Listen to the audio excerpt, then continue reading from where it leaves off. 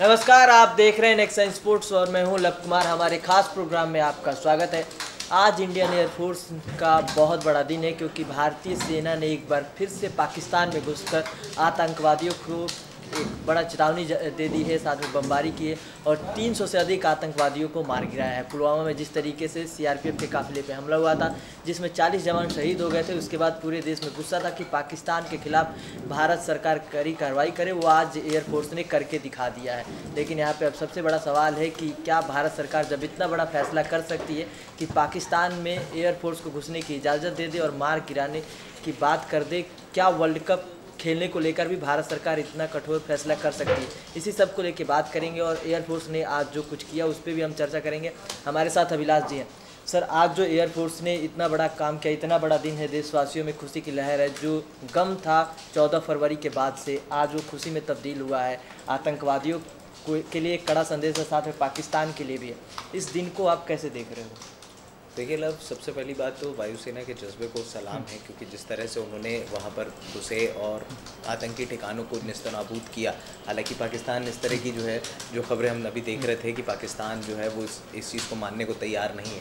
हालांकि अब वो जो मसला है वो एक अलग दोनों देशों के बीच का मसला है, लेकिन हमारे जवानों की शहादत का बदला पूरा हुआ है और अब हर कोई सुबह से यही कह रहा है जय हिंद जय हिंद जय हिंद। लेकिन सवाल ये है कि भारत और पाकिस्तान के बीच मैच होगा या नहीं होगा। 16 जून का जो मुकाबला है वो हर कोई जानता है कि ये बहुत इंपॉर्टेंट मुकाबला है। बुधवार यानी कल इस मसले पर बातचीत होनी है, लेकिन अब तक जो साफ हो पाया है वो ये है कि आईसीसी पाकिस्तान को अलग थलग नहीं करेगा अपने सदस्य देशों से। दैट मीन्स कि पाकिस्तान उसके टूर्नामेंट में रहेगा। अब सवाल ये है कि अगर भारत बॉयकॉट करता है पाकिस्तान के खिलाफ मैच को 16 जून को, अब तो क्योंकि सरकार की जिस तरह से कार्रवाई हो, बीसीसीआई खुद भी फंसा है अपनी बात पर। बीसीसीआई ने कहा है कि हम सरकार की नीतियों पर जाएंगे, जो सरकार हमें कहेगी हम उस हिसाब से जो है बात करेंगे। लेकिन यहाँ पर मुझे लगता है कि बीसीसीआई को जो है वो पूरी तरीके से अब सरकार पर निर्भर हो गई है और सरकार जो कहेगी, और जाहिर सी बात है इलेक्शन का माहौल है, सरकार ये नहीं कहेगी कि आप पाकिस्तान के साथ मैच खेलिए, क्योंकि पाकिस्तान के साथ अब कोई बात नहीं होनी चाहिए।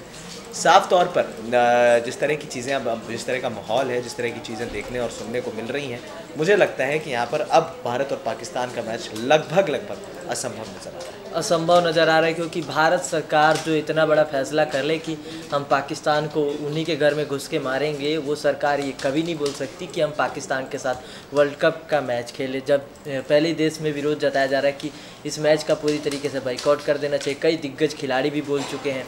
लेकिन जो यहाँ पे बीसीसीआई स्टैंड उठाने की बात कर रही थी कि वो आईसीसी के समक्ष जाएगी, चर्चा होगा और कल से ये मीटिंग होना है दुबई में, 2 मार्च तक ये मीटिंग चलेगा।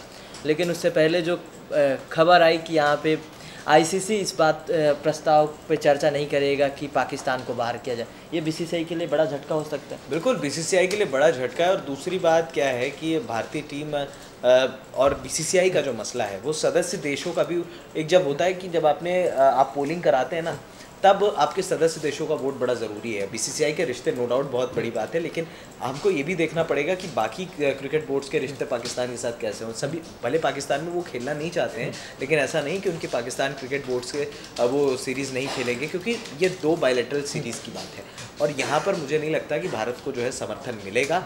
लेकिन अगर भारत के लिहाज से आप देखें तो अब भारत के पास 2 ऑप्शन है, या तो वो मैच खेलेगा या तो फिर आप जो है वर्ल्ड कप से पुल आउट करो। अब ये फैसला बीसीसीआई के पक्ष में है और इसी बात पर जाहिर तौर पर कल और जो अगले 2-3 दिन जो मीटिंग चलनी है उस पर चर्चा की जाएगी। लेकिन एज ऑफ नाउ जो फिलहाल देश का माहौल है, हालांकि 3 महीने बाद वर्ल्ड कप है, किस तरह का बदला लिया जाएगा, क्या लिया जाएगा, क्या बातें की जाएंगी, वो अलग है। लेकिन देखिए, दोनों हर सिक्के के 2 पहलू होते हैं और दोनों पहलुओं को हमको देखना पड़ेगा। कई क्रिकेटरों ने खेला है कि हमें बिल्कुल मना कर देना चाहिए, हम नहीं खेलेंगे उनके साथ। कई लोगों ने कहा है कि हम पाकिस्तान को मुफ्त के 2 अंक नहीं देंगे और जाहिर तौर पर कोई नहीं देना चाहेगा। फ्री की जीत हम अपने दुश्मन को नहीं देंगे। और मुझे लगता है कि यहाँ पर सबका अपने अपना एक, लेकिन बीसीसीआई को अब अपना एक स्टैंड क्लियर करना चाहिए। दूसरी बात जो मैंने उस दिन देखी, जब इनकी मीटिंग हुई, वहाँ पर बीसीसीआई का एक भी अधिकारी मौजूद नहीं था।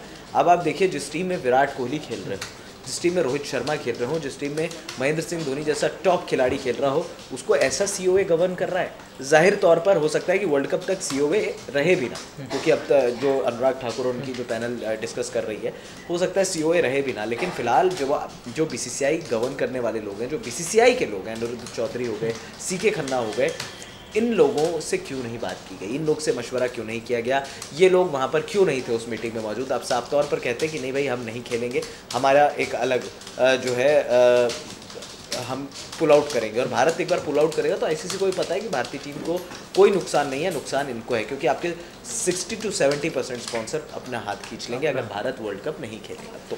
तो अगर भारत अपना वर्ल्ड कप नहीं खेलता है पाकिस्तान के मसले पे, जिस तरीके से लगातार कंट्रोवर्सी चलती आ रही है, भारत सरकार ने ज़रूर पाकिस्तान को कड़ी चेतावनी के तौर पे ये जो स्ट्राइक किया है ये है, लेकिन देखना होगा कि भारत सरकार वर्ल्ड कप में पाकिस्तान खेलने को लेकर राज़ी होती है कि नहीं होती है।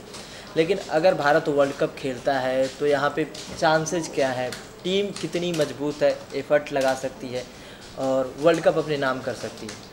देखिए मुझे लगता है कि कई ऐसी टीमें हैं जो वर्ल्ड कप में अपनी दावेदारी पेश कर सकती हैं। अब आप वेस्ट इंडीज़ की टीम देखिए, आहिस्ता आहिस्ता बिल्ड होनी शुरू हो गई है। कार्लोस ब्राथवेट वापस आ गए हैं, क्रिस गेल हैं उनके पास, ऐसा नहीं है कि कॉट्रेल हैं उनके पास, शिमरॉन हेटमायर हैं, शाई होप हैं। तो ऐसे ऐसे खिलाड़ी हैं जो बेहतर बिल्ड हो रहे हैं और अपने आप को प्रदर्शन, जेसन होल्डर हैं जो उनके कप्तान हैं। दूसरी बात, आंद्रे रसेल के वापस आने के बाद वेस्ट इंडीज़ की टीम और ख़तरनाक हो जाएगी। 2016 T20 की कहानी आपको मैं बताऊँ, उस दौरान भी क्रिकेट बोर्ड से बहुत अच्छे रिश्ते नहीं थे, लेकिन सारे खिलाड़ियों ने वापसी की और वेस्ट इंडीज़ ने वर्ल्ड कप का मैदान एक तरफा मारा। भारत को भारत में ही हराया, वानखेड़े स्टेडियम में भारत को हराया था सेमीफाइनल में, और भारत को वर्ल्ड कप से थ्रू आउट किया था। इंग्लैंड की आप बात करेंगे, इंग्लैंड ऐसी टीम है जो फिलहाल सबसे ख़तरनाक, इनके सभी बल्लेबाज जो हैं वो फॉर्म में हैं। इंग्लैंड को भी आप हाँक नहीं सकते। मेरे हिसाब से वेस्ट इंडीज़ और इंग्लैंड दो एक बेहतर ऑप्शन है, और तीसरी टीम अगर जो उभर के आ रही है वो श्रीलंका। जिस हिसाब से उन्होंने साउथ अफ्रीका में टेस्ट सीरीज़ हराई है, 2-0 से क्लीन स्वीप मारा है। हमने भी हराया है ऑस्ट्रेलिया को, ऐसा नहीं है, लेकिन क्लीन स्वीप हमने कभी नहीं किया। तो पहली एशियाई टीम बनी है वो अफ्रीका को हराने वाली। श्रीलंका टीम भी बिल्ड हो रही है। ये सब डार्क हॉर्सेस हो सकते हैं, और पाकिस्तान से अगर मैच होता है तो पाकिस्तान भी डार्क हॉर्स है। वैसे पाकिस्तान की टीम इतनी मजबूत भी नहीं है कि भारत को फिलहाल हरा पाए वो, क्योंकि उनके पास हमेशा एक रोना होता है कि हमने चैंपियंस ट्रॉफी में हराया जी, आप ये देखो जी हमने आपको चैंपियंस ट्रॉफी में हराया, जबकि आप वर्ल्ड कप की हिस्ट्री में आप एक मैच नहीं हरा पाए हो भारत को। तो डिपेंड करता है कि आप भारतीय टीम किस तरह की टीम लेकर जाना चाहती है। हाँ, एक चीज़ मैं कहूँगा कि भारतीय टीम फिलहाल अभी अपनी बैटिंग की समस्या से बहुत तेज़ी से जूझ रही है। अगर ये चीज़ सॉर्ट आउट नहीं हुई तो भारत के लिए खतरे की घंटी बज जाएगी वर्ल्ड कप। तो बैटिंग की समस्या है। ऑस्ट्रेलिया और भारत का सीरीज शुरू हो जाएगा 2 मार्च से, वनडे सीरीज, और यहाँ पे भारतीय टीम के पास आखिरी मौका है कि वो अपना टीम बिल्ड करे और वर्ल्ड कप की जो तैयारी है यहाँ पे पूरी कर ले। और जो लगातार बैटिंग की बात उठती आ रही है, बैटिंग की कमजोरी, ये हमें पहले T20 में भी देखने को मिल गया। इससे पहले न्यूजीलैंड जब भारतीय टीम गई थी तो भले ही वहाँ पे 4-1 से आपने सीरीज जीत लिया हो, लेकिन जो एक मैच आप चौथा वनडे मैच हारे, वहाँ पे भारतीय टीम 92 पे ऑल आउट हो गई थी। तो बल्लेबाजी सोचने का विषय है। गेंदबाजी नो डाउट भारतीय टीम की शानदार है, और इंग्लैंड का जो मौसम है वहाँ पे गेंदबाजों को बहुत फ़ायदा मिलेगा। तो मैं यहाँ पे अभिलाष जी से इसी सवाल पे आना चाहूँगा कि भारतीय जो गेंदबाज हैं वो शानदार फॉर्म में हैं, चाहे वो जसप्रीत बुमराह हो, भुवनेश्वर कुमार हो, मोहम्मद शमी हो, चाहे हमारे कुलचा की जोड़ी हो, शानदार फॉर्म में है, लय में है। गेंदबाजों पे कितना भरोसा जताते हैं आप वर्ल्ड कप को? देखिए वर्ल्ड कप अगर आप जीतेंगे तो गेंदबाजों के दम पर जीतेंगे, और अगर हारेंगे तो गेंदबाजों के दम पर हारेंगे। आपकी बैटिंग में वो जान नहीं है। नो डाउट आपके पास दुनिया का नंबर 1 बल्लेबाज है, नो डाउट आपका दुनिया का नंबर 2 बल्लेबाज है, दुनिया का बेस्ट फिनिशर महेंद्र सिंह धोनी के रूप में है, लेकिन आपकी बैटिंग कोलैप्स कर रही है, ये आपको मानना पड़ेगा। क्योंकि अगर आपकी बैटिंग कोलैप्स नहीं करती तो 1-1.5 महीने में आपको इतने इंस्टेंट कोलैप्स नहीं, चौथा इंस्टेंट कोलैप्स हमने उस दिन T20 में देखा है पिछले 1.5-2 महीनों में। तो भारत जब बड़े स्कोर खड़े ही नहीं कर पा रहा है, कोई खिलाड़ी जब बड़ा स्कोर बना ही नहीं पा रहा है, तो फिर आपकी बैटिंग फिर उस तरह की नहीं डिपेंडेंट हो पाएगी। दूसरी बात क्या है कि कप्तान कोहली और रोहित शर्मा के इर्द गिर्द पूरी तरह से टीम जो है वो डिपेंडेंट हो चुकी है। अगर रोहित शर्मा यहाँ पर नहीं रहते हैं तो भारत को जो है वो दिक्कतों का सामना करना पड़ेगा।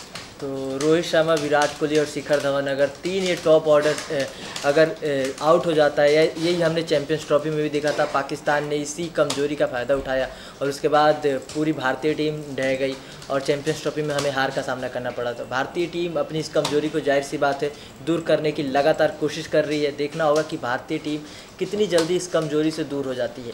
और भारतीय टीम की ये कमजोरी क्यों बनी कि अगर आपके ये टॉप 3 बल्लेबाज नहीं चले तो आप मैच गंवा देंगे। इसी को लेके मैं अभिलाष जी से पूछना चाहूँगा, आपके पास नो डाउट विराट कोहली हैं, रोहित शर्मा, शिखर धवन है, लेकिन क्या सिर्फ ये 3 बल्लेबाज अगर जिस मैच में चलते हैं जाहिर सी बात है टीम इंडिया आसानी से मैच जीत जाती है। ये कमजोरी उभर के कहाँ से आई? आपके पास चौथे, पाँचवें, छठे नंबर पे बेहतरीन बल्लेबाजों की कमी क्यों दिख रही है? देखिए लब, सबसे बड़ी बात तो ये है कि पिछले 16-18 महीनों में हमने कई खिलाड़ियों को जो है वो बाहर किया है। मनीष पांडे और बाकी खिलाड़ी, श्रेयस अय्यर को भी मौका नहीं दिया गया है, जो युवा खिलाड़ी हैं। जब तक आप खिलाड़ियों को लगातार मौका नहीं देंगे, आपको इसी तरह की चीज़ें जो है देखने को मिलने वाली हैं। अब थोड़ा सा ओवर कॉन्फिडेंट भी हो गई है भारतीय टीम। विराट कोहली को मैं नवंबर से सुन रहा हूँ वो कि हमारे सारे इशू सॉर्ट आउट हैं, हम इनको खिलाएंगे, हम इनको खिलाएंगे, और इसके अलावा और कोई वर्ल्ड कप में शामिल नहीं होगा। जब आपको वर्ल्ड कप में शामिल नहीं कराना है तो क्यों नए नए खिलाड़ियों को आप डेब्यू करा रहे हैं? आपने उन टीमों को भी तो लगातार नहीं खिलाया जो टीम आपको वर्ल्ड कप में जिता कर दे सकती है। अभी भी भारतीय टीम, देखिए ऐसा नहीं है कि भारतीय टीम इतनी ज़्यादा मजबूत नहीं है, भारत मजबूत है, लेकिन आपको ये देखना है कि किन परिस्थितियों में आपका कौन सा खिलाड़ी रन बना सकता है। अब वो टाइम नहीं रह गया जब महेंद्र सिंह धोनी मैच निकाल दिया करते थे अकेले दम पे। युवराज सिंह, सुरेश रैना जैसे खिलाड़ियों ने जो पारी को आगे निकाल कर मैच जिताया है, ये खिलाड़ी नहीं है। ये सिर्फ विराट और धोनी के साथ 30-40 बनाएंगे और ये आपको बस मैच ख़त्म करके आ जाएंगे। जब यहाँ पर 20 पर 4 या 25 पर 4 होंगी तो ये वापस आते हैं और भारत 100-130 पर ऑल आउट होता है। तो ये चीज़ सोचने की ज़रूरत है। तो देखना होगा कि भारतीय टीम अपनी इस कमजोरी को, जो जिसको वो कमजोरी मानने को तैयार भी नहीं होते, ये कब तक सॉर्ट आउट होती है और भारतीय टीम का वर्ल्ड कप में प्रदर्शन कैसा होता है। साथ ही हम उम्मीद कर रहे हैं कि भारत पाकिस्तान का जो मैच है 16 जून को, वो नहीं होना चाहिए। इस सिचुएशन में तो कभी नहीं होना चाहिए। बहरहाल भारत सरकार उस मैच पर क्या फ़ैसला लेती है, BCCI क्या फ़ैसला लेती है, ये भी देखना दिलचस्प होगा। फिलहाल इस प्रोग्राम में इतना भी। जो भी अपडेट्स होंगे उसके साथ हम बने रहेंगे। आप हमारे नेक्स्ट टाइम स्पोर्ट्स को सब्सक्राइब कर लें। नमस्कार।